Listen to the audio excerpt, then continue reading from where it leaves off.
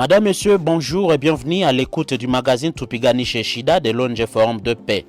Ce magazine est une production basée sur des analyses de faits qui entravent la paix et le développement durable à Beni en particulier et sur toute l'étendue de la RDC en général. Aujourd'hui, nous allons parler de ce que c'est les crimes de génocide selon les statuts de Rome en comparaison avec ce qui se perpètre dans les deux provinces de la RDC sous état de siège, je cite, le Nord Kivu et l'Ituri. Que retenir? On en parle avec Maître Justin Matete, coordonnateur de l'ONG Forum de paix.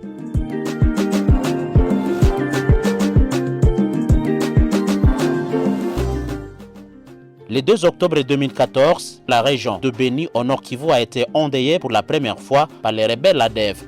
Le village Mukoko au nord d'Oicha a été l'entité test de ces génocides.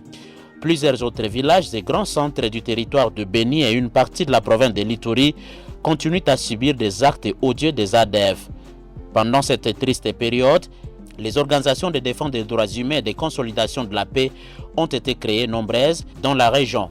Jusqu'à maintenant, la masse réunie au sein de ces forces vives tarde à unir ses forces dans l'identification de problèmes communs et envisager des actions d'ensemble. Et pourtant, la part communautaire est aussi considérable dans l'éradication de ces phénomènes ADF dans la région. Maître Justin Matete, coordonnateur de l'ONG Forum de paix, rappelle à l'opinion locale, nationale et internationale que cette tuerie en masse est un véritable génocide.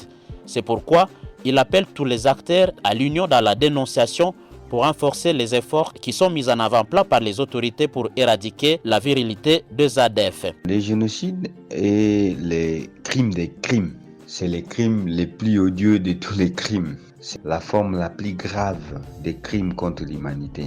D'ailleurs, le statut de Rome de la Cour pénale internationale, à son article 6, a repris intégralement la définition du génocide. Et je crois bien dans l'article 2 de la Convention de 1948 pour la prévention et la répression du crime de génocide. On retrouve là-bas la définition. Mais qu'est-ce qu'on peut retenir? Essentiellement, le génocide exige la preuve de deux éléments distincts. Et ces deux éléments-là, on parle par exemple de la commission d'un acte énuméré à l'encontre d'un groupe national, ethnique, racial ou religieux, dans l'intention spécifique de détruire en tout ou en partie les groupes qui a été énuméré. Donc vous allez vous rendre compte que les crimes de génocide, il est un peu large par rapport à une particularité des crimes de guerre, à crimes contre l'humanité. Et là, lorsque les législateurs insistent sur les éléments qui doivent caractériser les génocides, et c'est comme ça qu'il a fait mention à un groupe national, à un groupe ethnique, racial ou religieux.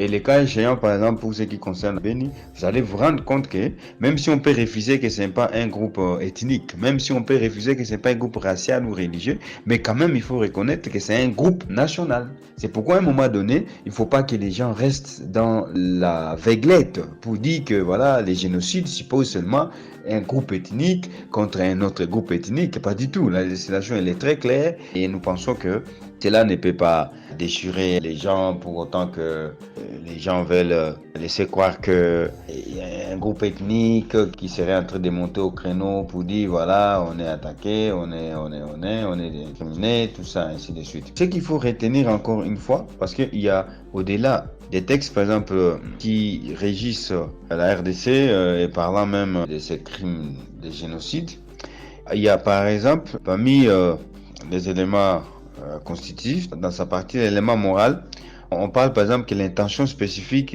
de détruire en tout ou en partie les groupes protégés, bien entendu, non, les groupes qu'on cherche à protéger par exemple. Ça veut dire qu'il y a d'un côté une intention et cet élément est vraiment clé du crime de génocide.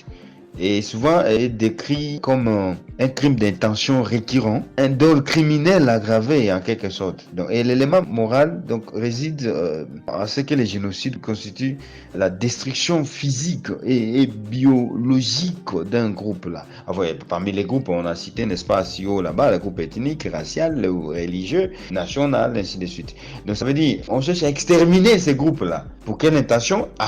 Là, c'est un groupe de gens qui forcément ne doivent pas être d'une ethnie quelconque. Il peut s'agir même d'un pays, il peut s'agir des autorités qui, intentionnellement, ils cherchent à exterminer un groupe des gens, un groupe national, un groupe ethnique, selon les intérêts politiques qui peut s'agir.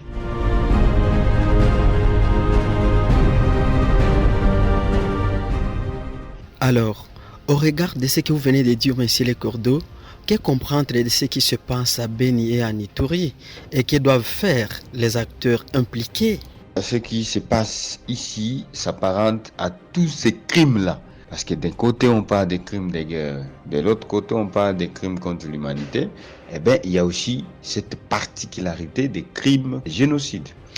Alors, maintenant que tous les trois crimes sont visibles sur les territoires nationaux et particulièrement dans les deux provinces ici, cela n'est-il pas un groupe national? Et donc, si on se convient bien sur la définition, à ce moment-là, c'est d'appeler les ONG des droits de l'homme, de consolidation de la paix, bref, les forces vives, à mutualiser les efforts et mener des actions d'ensemble. Parce que s'il faut attendre qu'une décision donnant lieu à la saisine de la CPI pour qu'elle ait un regard sur ce qui se passe ici, on attendra longtemps. Seulement à notre niveau, il faut être à mesure d'avoir des éléments probants et motiver justement ce qui s'apparente au génocide. Parce que même si on peut refuser les génocides, mais il y a les crimes contre l'humanité qui est là, crimes de guerre. Mais les génocides passent encore mieux parce que cela requiert on parle de discrimination, voilà. C'est une discrimination en fait d'un groupe donné. Et les cas échéants, prenons même groupe national. Nous pensons que les forces vives ne doivent pas dormir sous les oreilles. La communauté internationale qui est ici représentée par la MONUSCO, peut-être qu'elle sait pourquoi est-ce qu'elle garde silence. Mais dans ces paniers MONUSCO-là, avec la communauté internationale, là, je dois quand même reconnaître que les BCNUDH, le Bureau conjoint des Nations Unies aux droits de l'homme, a publié plusieurs rapports, lesquels rapports nous détenons les copies. Et dans lesquels rapports, il y a toujours des recommandations. Appelant le Conseil de sécurité des Nations Unies à voir comment est-ce qu'il peut se saisir ou il peut prendre en considération les propositions qui assortent dans ces rapports, donnant lieu par exemple à la confirmation de ce qui se passe ici comme crime de guerre, crime contre l'humanité.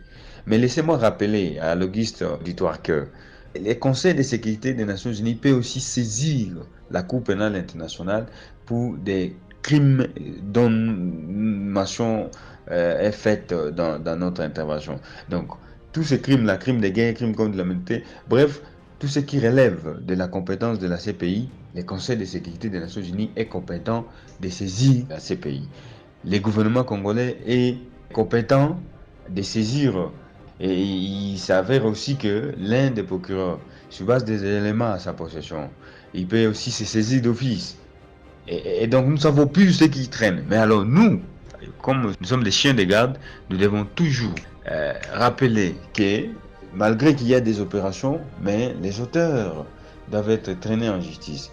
Alors, mais vous ne pouvez pas aussi saisir la justice sur base des spéculations. C'est pourquoi notre appel va droit au professionnalisme des forces vives afin de rassembler les éléments importants pour qu'une action soit faite. Selon vous, à qui la compétence de trancher à quand des génocides?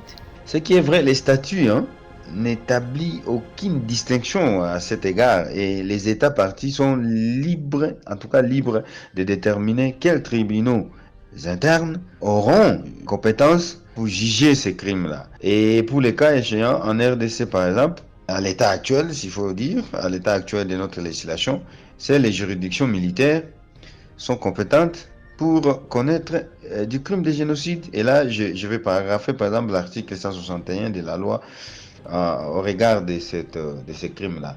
Mais alors, il reste à se poser la question de savoir pourquoi est-ce que ce qui se passe dans l'Ituri, dans le Nord Kivu, particulièrement à Beni, n'attire pas l'attention de la communauté internationale ainsi que du gouvernement national. On ne va pas rester dans l'hypothèse de dire qu'on va attaquer les groupes armés alors que les efforts semblent toujours ne pas être proportionnels. C'est pourquoi on patauge. Alors, est-ce qu'il ne faut pas aller au-delà? Et aussi, c'est ces pays-là Qu'est-ce qu'elle attend pour qu'on reste même dans les deux terminologies, crime contre l'humanité et crime de guerre?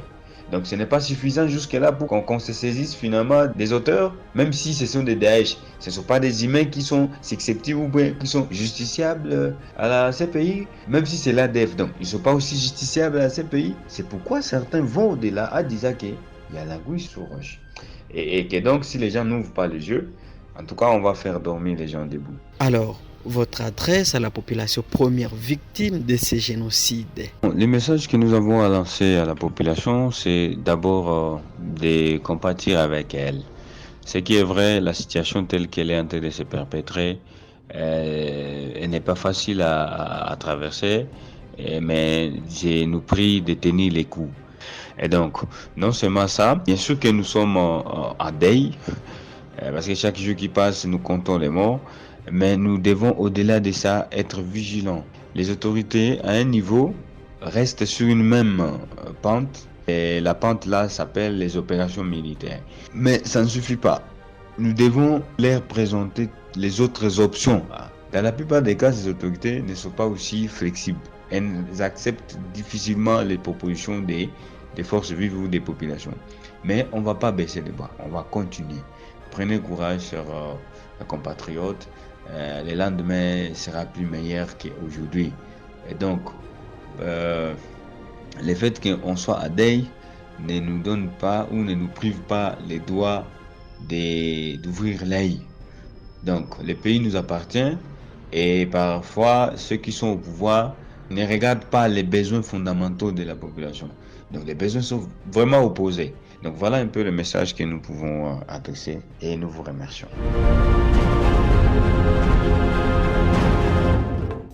C'est la fin de ce magazine. Nous nous sommes intéressés sur ce que c'est les crimes de génocide selon les statuts de Rome en comparaison avec ce qui se perpètre dans les deux provinces sous état de siège en RDC. Je cite le Nord Kivu et l'Ituri. Ne ratez pas le prochain rendez-vous. Bonne suite à vous tous.